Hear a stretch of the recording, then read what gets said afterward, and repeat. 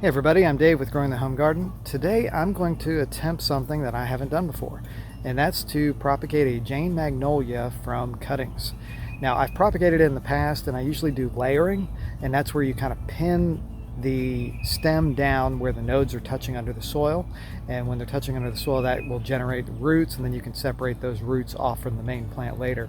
That's a very safe and easy way. It's very reliable. You can do that with a lot of shrubs, and it's very successful on the Jane Magnolia.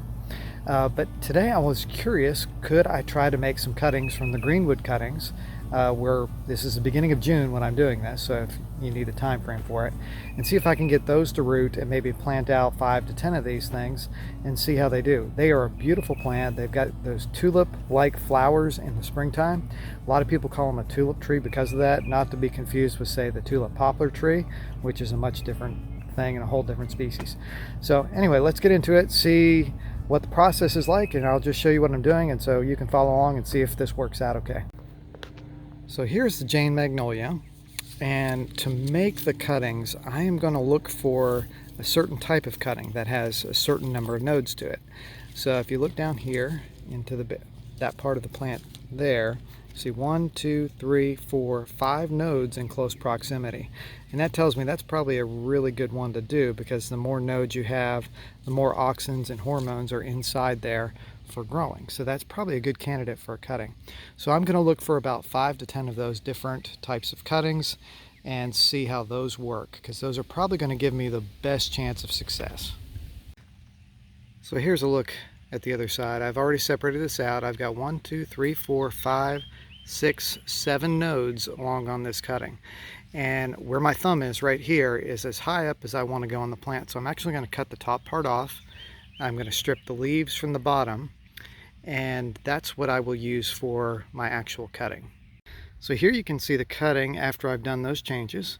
I took off all the lower leaves and I cut off the top piece, and then right here I cut the large leaf in half, and that is to prevent water loss. The bigger the leaves are, the more water they're going to lose, and this cutting is not going to need a whole lot of leaf area to maintain it. Just needs a little bit because there's not much to it right now, but I do want to leave a little bit, so I'm just reducing that. Now I'm going to just kind of put it in my cup of water here, and I'm going to take some more cuttings. So guys, let me show you what we got here. Here's an example of the cutting.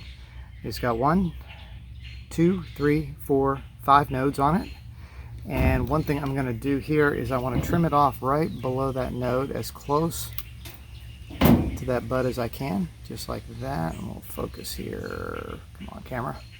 There we go. So right around there, we want to cut that off. So I've got a node at the bottom. That's called a nodal cutting. And what we'll do is we'll put some rooting hormone on this. I'll use it this time. And what I do is I put it in a separate jar because I don't want to cross-contaminate. If I have a disease cutting or something like that, I'll use out of this. And then my other rooting hormone is still good. So I'm just going to dip it in here and kind of cover the end a little bit. Now I've gone ahead and I've prepared a tiny little flat here, 6-cell tray, and I'm going to stick each of these cuttings in. I took a total of 15 cuttings, and I did an oak leaf hydrangea while I was out there just because I wanted to. So what we're going to do is we're going to take this and we're going to stick in probably 3 per cell. Of course, we're going to end up with an odd number. And I'm looking at each of these as I put them in to make sure that I have the right kind of cutting. Now this is a medium of sand and peat, which was kind of what I've been doing lately, although if you have just regular potting soil, something like that would work fine most of the time. And again, I'm just doing the best practices I can because I don't officially know if this is going to work. But I'm doing what's worked for, say, the viburnums that I've done in the past. I did a video on how to propagate viburnums, which I'll pop up here on the screen, right over there somewhere. I guess that's how this YouTube thing works. And for too long, we'll have about 15 of these stuck. It'd be interesting to see what the success rate is. Now, some of these cuttings are thicker than others. Like this one here is kind of a thin cutting, and others are a little bit closer toward pencil size. Just depends on which part of the tree you took it from. But all of them are from first year growth. So it's the green stuff that's on the tree. And we're doing this at the beginning of June. And our garden area, we're in Middle Tennessee, so we're kind of a zone 6B to a 7. Somewhere in that. It just depends on the year most of the time. You just never know what kind of a year you're going to end up with.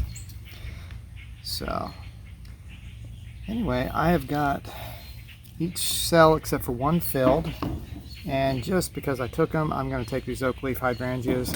And oak leaf hydrangeas have really big leaves on them, so you want to reduce all those leaves and just leave kind of these immature little leaves left, and you cut just below a node. I'm going to trim this up just a tiny bit more like that.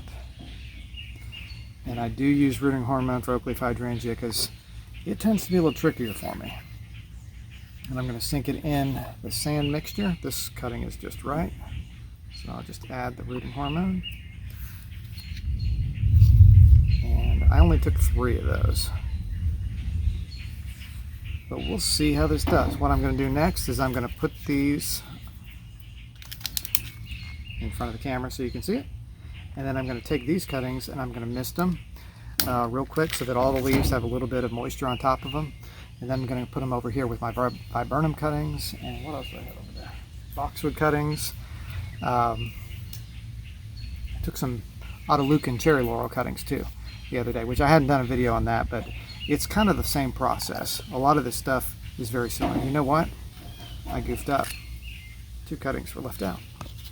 So we'll fix them up. We'll do them also. They must have fallen out when I picked something up and wasn't looking. But I've got space for them. I can definitely stick those in.